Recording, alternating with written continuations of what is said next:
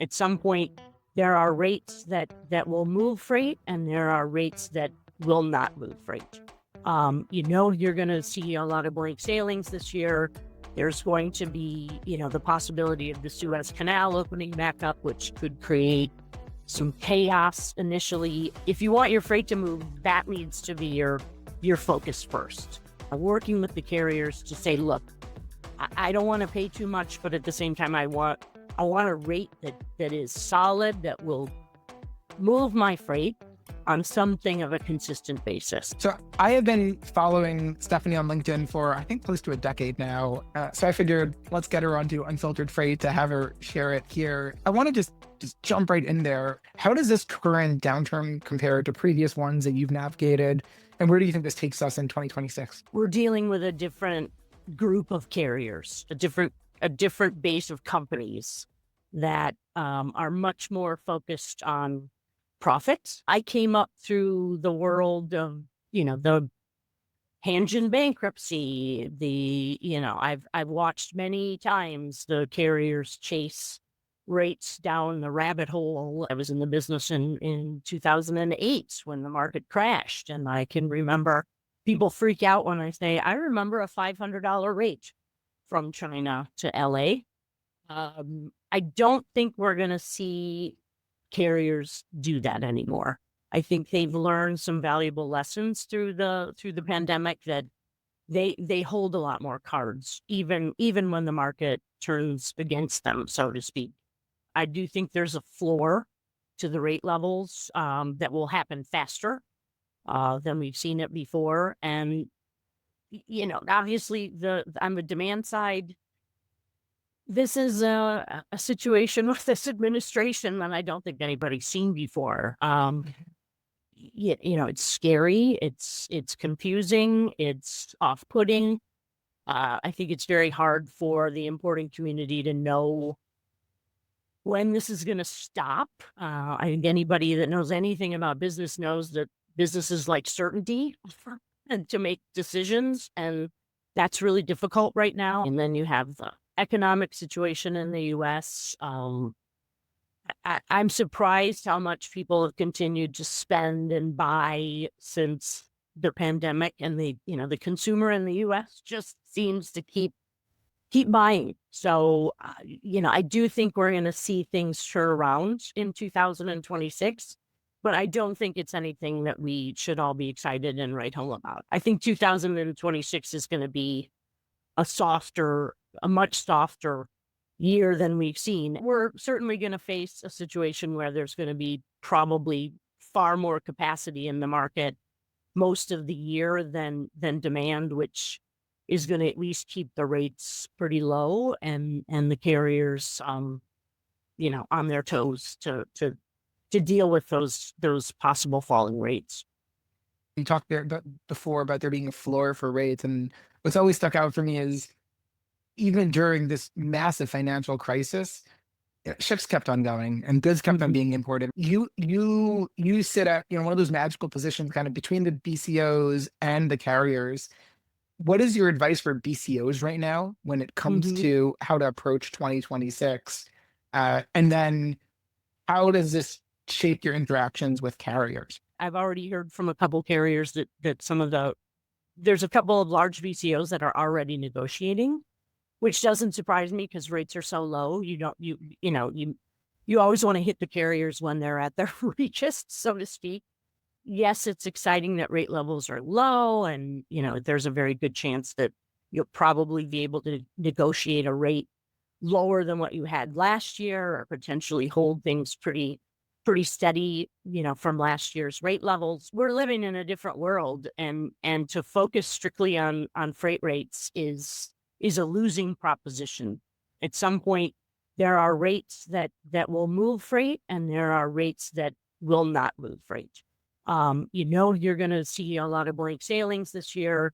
There's going to be, the possibility of the Suez Canal opening back up, which could create some chaos initially. If you want your freight to move, that needs to be your focus first, is, working with the carriers to say, look, I don't want to pay too much, but at the same time, I want a rate that is solid, that will move my freight on something of a consistent basis. So which strings are going to be more consistent and not blank as often? Where do the carriers see the sourcing patterns for all of their customers going so that, you can lock in an allocation on those strings that are going to be more consistent and are going to move more frequently. At the end of the day, the carriers want performance. So I think a lot of MQCs are probably going to get squeezed down because people are still very unsure of where they're going to source their products from. So I think looking also at just more creative ways of looking at the freight rate. The expectation that maybe you get one rate across the board shouldn't necessarily be the goal anymore. Maybe it should really be tagged more to what products are the most important for me. What are the ones I do not, under any circumstances, do not want my shelves to be empty. So those products have to move, where the buffer stock can go on a totally different service or a totally different carrier at a different rate level. Tendering is not something you do once a year. This whole spectrum that goes from an annual tender all the way to index linking and derivatives, which we're not going. That's a whole other can of worms. But then these like more frequent, mini tenders, quarterly tenders. Is that something that you think we're going to see a lot more of this year? I do. If nothing else, you've got this, 800-pound gorilla in the room, which is, are they going back to the Suez Canal or are they not? And if they do, what is that influx of capacity really going to do to freight rates? So as low as they may be right now, they could go lower. So I think either having part of your freight moving on more of a fluctuating basis, or yes, you're going to see people say, I'm just going to do it every 3 months. The complexity of this year is just going to mean more work. The fact of the matter is to have a procurement strategy where you can just put your bid out, get it all done, and then walk away for the year is probably it would be a terrible decision because the dynamics are just changing too much. What emerging trend do you think is happening in ocean logistics that people are not paying enough attention to? It used to be that BCOs never played with forwarders and, smaller importers. When I started in the business, there were smaller importers that would have their own carrier contracts. That typically doesn't happen anymore. So you sort of have this, you do this, then you do that, and nobody plays in between. I think there are more and more BCOs that see the value in working with forwarders for different reasons, whether it be trade lanes that they don't have as much consistent volume, or whether it's because of the constant fluctuations in the freight market that, a forwarder gives them the ability to touch the spot market without screwing around with their carrier contracts. So I think it's that, and probably as we see the tech space continue to evolve, you're going to see more companies and importers, whether they be large BCOs or even mid-sized importers, try to have their own tech solutions and not relying on either their forwarder or their carrier to give them what they're looking for, because the need to really own and understand your own business trends are more and more important every day. You and I were speaking a little bit before we hit record about this change, and there's some freight forwarders that are going big on, hey, we're humans, we have expertise, and some that are really leaning into tech, and that's really starting to blur a lot right now. What do you, with all this technology, what is the role of the human? Like, what's the role of the Stephanie in this like whole mass of global freight? At the core of it, yes, I'm what some people might call a dinosaur. Some people might call a veteran. I've been in the business over 30 years. So I remember when I worked at AEI and they first did track and trace. And it was only, airport to airport. I've seen the progression. But I will always believe that freight forwarding is at its core a people business. Because there's so much complexity, because there's always something around the corner being in the industry as long as I have, I don't think there's ever been one year that looks like the previous year. There's always something different. There's always something that you can't possibly predict or expect to see.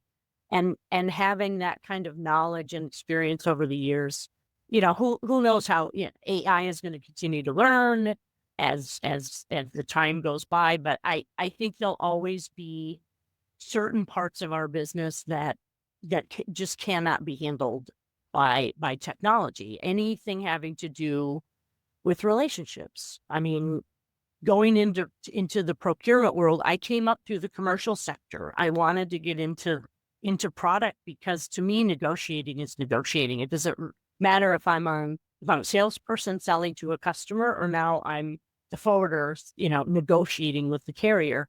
It's all about relationship building.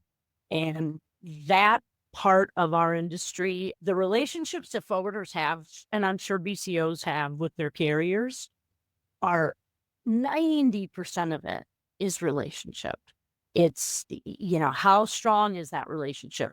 Can you pick up the phone at 3 a.m. and lean on somebody who can get up that ladder, the highest, to get the highest level person of that carrier to either answer their call or actually care that there's something we need done that is urgent and immediate. So, systems and technology can certainly gather rates and pull that data together, but it can't get you on a ship if the ship is full. It can't move a container that's been lost at a transshipment point that's been sitting for weeks. You need some amount of leverage and relationships that you can press on to get those things done. And negotiate the best, the best deals and the best allocation. I think the third part, even when AI gets very sophisticated, is still there's a layer of trust, because ultimately it comes down to you're moving maybe, $500,000 of product, but that represents $2 million of commitments. And there's so much behind that. And even if AI is making a really strong decision, you still want that human looking at the decision and saying like, yeah, that checks out.